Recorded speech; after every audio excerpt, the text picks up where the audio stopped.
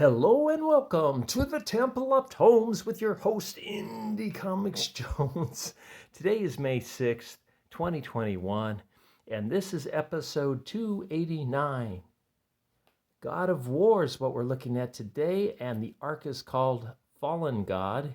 This is issue 3 in the arc. I believe is one more issue after this for a total of 4 for the arc. It comes in at a $3.99 price tag, and of course there are variant covers for this as well. This is just the normal one.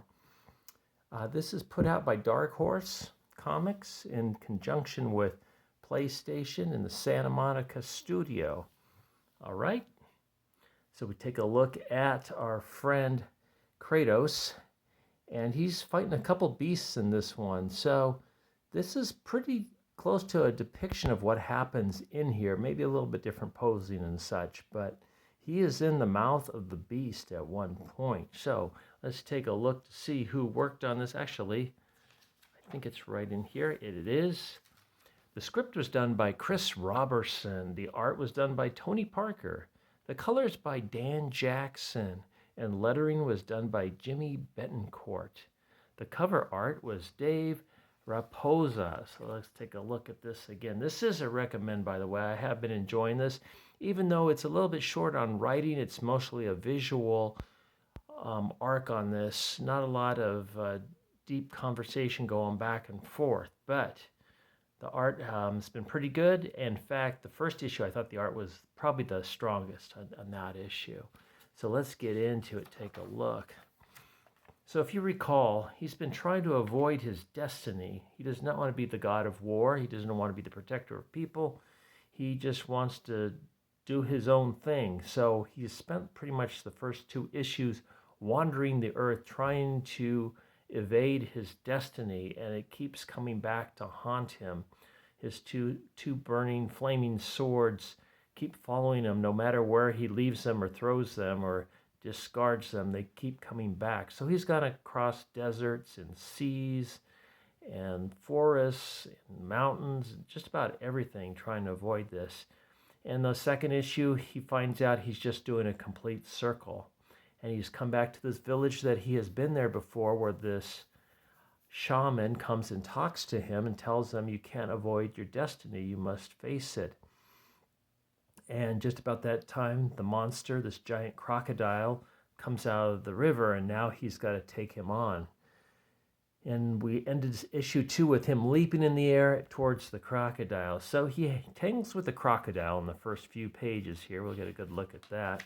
Sometimes it's a little difficult to tell which part of the crocodile he is striking at or being struck by, but you can see he lifts him and actually is able to throw him a little bit.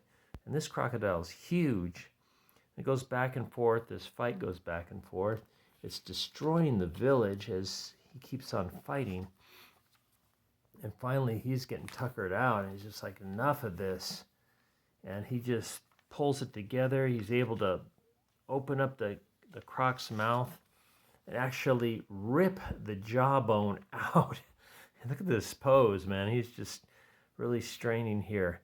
And as he does, he kills the crocodile and it falls on him. So then he has to push it off. And he's like, ah.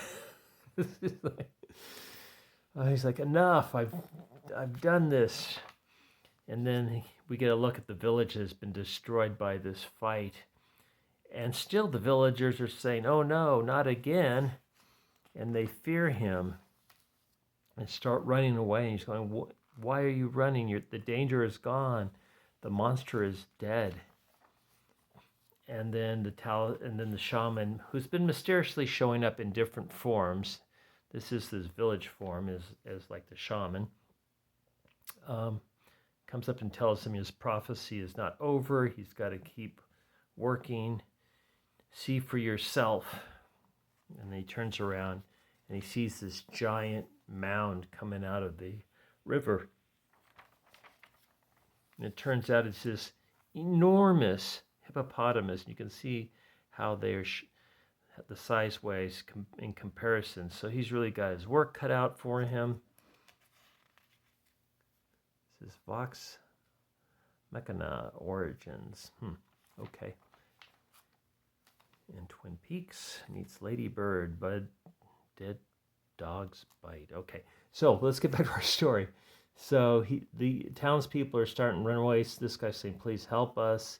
He's just very upset. He thought it was over, and says, "Well, when will my torment end?" Well, not quite yet, because he sees that he has to take on this gigantic hippopotamus. It's kind of just following him, no matter if he starts walking off in a different direction. So he says, "Fine," decides he's going to attack it, and goes leaping at it with full force, and he doesn't even put a dent in it. It just kind of goes thunk, and that's it. And he falls to the ground, or I think he might even be on the hoof of the hippopotamus. I'm not sure. He gets flung, and he hits the ground, and he's just But to add insult to injury, the hippopotamus steps on him, so he's even more battered. You can see him in this even larger crater now, and it's to be continued. So we'll be around for the next issue. So like I said, this had a lot of action in it, not much dialogue in it, so it's a very quick read. I mean, you could read this thing in 5 minutes, but it is a fun comic, and I do recommend it especially if you are into God of War. I think you'll enjoy it. It's just another chapter of Kratos' journey. But maybe in the next book he gets his swords back, and we see a little sword play to help him take down that gigantic, enormous hippopotamus. Okay, so let's take a look to see what else was in this book. We got Sex, Drugs, and Giant Monsters in Jenny Zero, a new hero for a new decade. Dave Dwanch, I'm not sure if I'm saying that right. I'm not sure when this is coming out, or if this is even a trade. Maybe if it's already come out, I don't really recognize it. Orphan and the Five Beasts, Kung Fu Madness. This is all written by James Stokoe. Looks like a pretty intense art there. We have Afterlifts by Jason Liu and Chip Zdarsky. Okay. This collects the 2020 Eisner Award-winning Best Digital Series from Chip Zdarsky. So this must be a trade. And this is already on sale from February. The Water is Rising, post York. I'm just assuming it is either a big storm or global warming or asteroid strike or something that has risen the water levels. I'm not sure. Okay, so then we get some letters. And Lady Baltimore, the Witch Queen's arc. We are actually reviewing this. It has been a recommend. There's been 2 issues out, and it's kind of an interesting story. It's written by Mike Mignola. All right, so there you go. Fans of Kratos. Kratos. I can say that about 100 different ways. This book is getting Indie Comics Jones good excavating seal of approval, the only seal that's given out by Indie Comics Jones. So, boom, there you go.